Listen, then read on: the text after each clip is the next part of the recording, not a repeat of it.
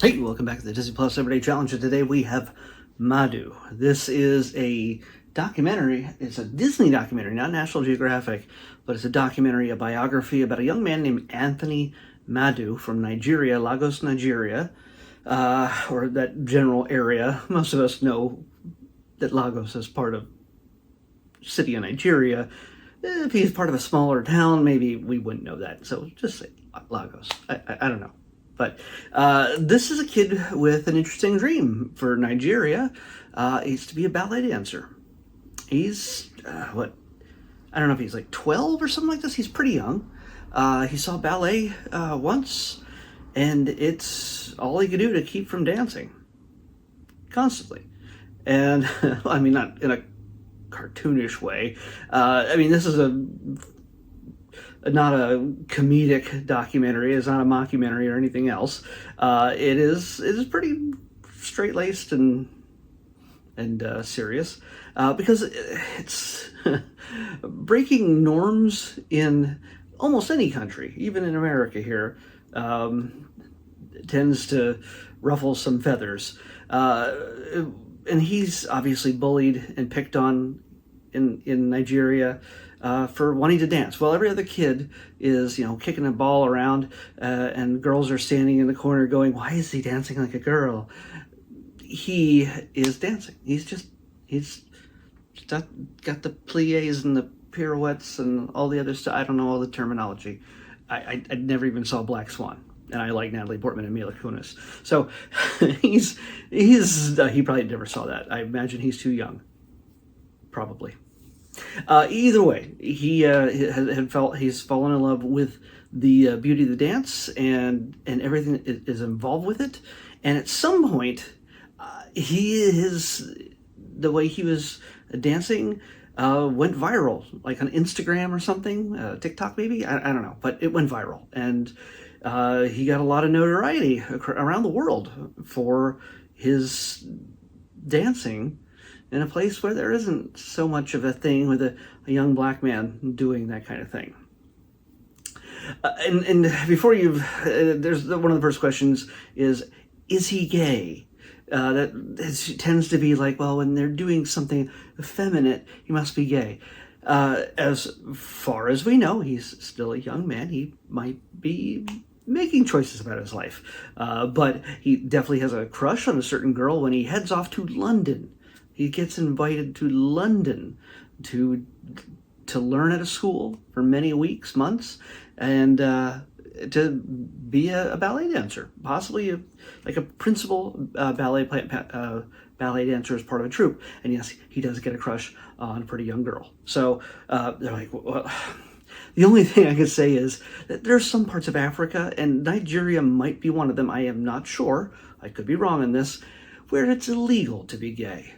And that it's like some places, the death penalty for such a thing. So whether he's gay or not has no bearing on the character of this kid or his talent. He is just a kid who loves ballet. He's learning to be better at it. And at the same time, he's been taken away from his family, not forcibly. He's not like the Jedi showed up and just said, "Hey, you're coming with us because you got the Force." No, he's literally just headed off when people make the invitation, and there's opportunity that he could live out his dream. It's kind of fantastic. It's kind of great. And just going all the way back to the gay thing, you don't have to be gay to enjoy ballet or perform it. Just, yeah. So, just clarifying that. But this is, by the way, this is from 2024. It's an hour and 41 minutes, so it's really new. This was very much probably filmed during the pandemic, somewhere probably toward the end of it. More African nations had a bit more susceptibility to it in some cases, but there's masks and things like that out in public places, and so yeah, you get the idea. There's a lot going on here, but yeah, it's yeah. So you get to see this young man go through a number of different trials and just trying to fit in, making new friends, realizing the challenge of dancing not just by yourself in the courtyard at your school, but as part of a troupe, performing something. And there's one more thing, and I don't know if I really want to give away this angle on it. If if you're worried about being spoiled, if you want to see this and you don't want to be spoiled, I would just say I would mute this for the entire time that I have my hand up like this. Okay, so I'm going to put my hand up, I'm going to speak, you start muting, and then when I take my hand down, I'll be done. He has a problem losing his vision during the process of this film. He's slowly going at least partially blind, and that puts a whole load of discouragement and just struggle in his physical life and mental life, and just and he's a kid. He's just a kid. And when he goes back to his family, well, yes, he expresses that in a very, a very troublesome way, no matter how much they support him. Okay, I'm back for anybody who was afraid of spoilers. By the way, if you're wondering, his family is very supportive of him. His mother, his father, his siblings, his little brother. I think he has a sister. She might be older. Or it's a cousin. I'm not really sure. But they have a big family. They're so loving and they're so supportive of him, and that is evident in this film from end to end. The dad is a very stoic man, and he commands the screen pretty much any time the camera is on him. And by the way, this is shot really beautifully. It's directed by Matthew Oggins and Joel Kachi Benson. It looks great. Yes, while this is a documentary, there are a number of shots that are very much staged. Not like character moments in a sense, but there's one like just panning shot across all the ballet dancers as they're standing on the side in the curtains waiting to go out on stage, and it's a really nice shot. Just seeing, it's not just focusing on Anthony, but every kid who is about to hit that stage, and it's kind of neat. It's a kind of neat shot. It's a lot of different faces, and just you can see that mental preparation going into it. And yeah, there are certain situations that when you're doing a documentary and you're trying to keep it natural, keep it real as much as you can, it's hard not to have an effect on what's going on in front of the camera. When he's dealing with his friends, having a conversation with his friends, how do they fully ignore the camera? Or his friends are teasing him because he likes a girl. And does he try to make a move, like bring her flowers? And is she going to reject him? Or is she going to accept him? Are they going to be friends? All that stuff. Camera's shooting from a distance. But they know they're being watched. And it's that, by just observing, you become part of the narrative. And to me, that becomes disingenuous. It doesn't feel right.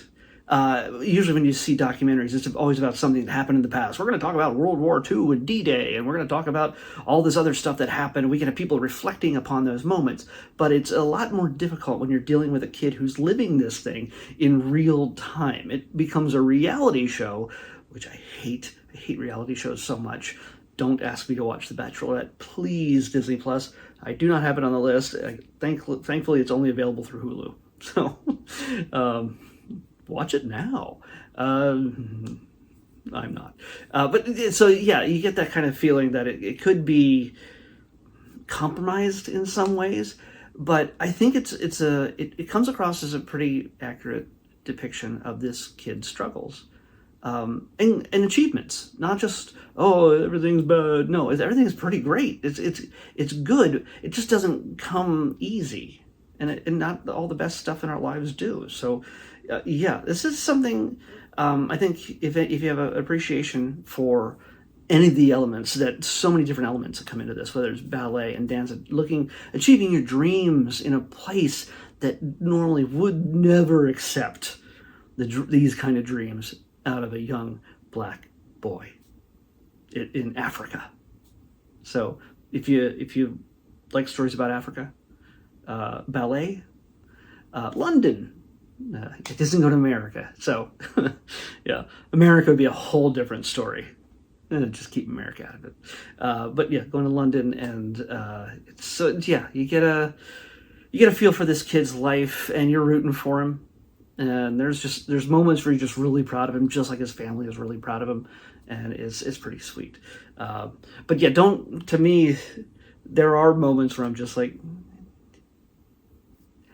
is this 100%? Are they creating a story, creating a conflict, or is it real? I don't know. I can't say that it is, and it doesn't make, even if it's compromised, it doesn't make the story bad.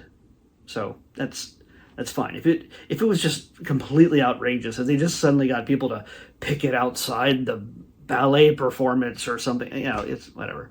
That'd be just dumb. But what matters here is him following his dream and the connection with his family and his friends, and making it happen. So that's all I can say about that. Let's pick. You restarted, didn't you? Let's pick tomorrow's episode. Random number, for those of you who don't know how this works, 240. 240 correlates to a spreadsheet that I keep, and 240 has a name next to it, that number, on this spreadsheet. And it will be, wow, we got another movie. But it's a movie I've seen before, and it's not a documentary. But it is one of the last few Marvel films that hasn't been picked in here yet. I've watched nearly all of them, which is kind of crazy. All that, like, the core Marvel Cinematic Universe, Marvel Studios films. It doesn't include, like, the stuff that comes over from Sony or Fox. There's a bunch of those, like X-Men and Morbius and stuff like that. Eventually, Madam Web will show up here, I'm sure. So, but not yet. We're going to be watching, zoom in on it here, Thor Ragnarok. So, yeah, kind of controversial film. Love it or hate it. Wait, Thor Ragnarok. No, it's not controversial. I'm thinking of Love and Thunder. I've already reviewed that when it came out on Disney Plus the day it came out. So you can go back and watch that instead. But Thor Ragnarok, we have to find out what Thor is up to when he was not part of the Civil War in the Captain America movie. Thor Ragnarok is what we're watching next on the Disney Plus Everyday Challenge. I'll see you back here tomorrow with that.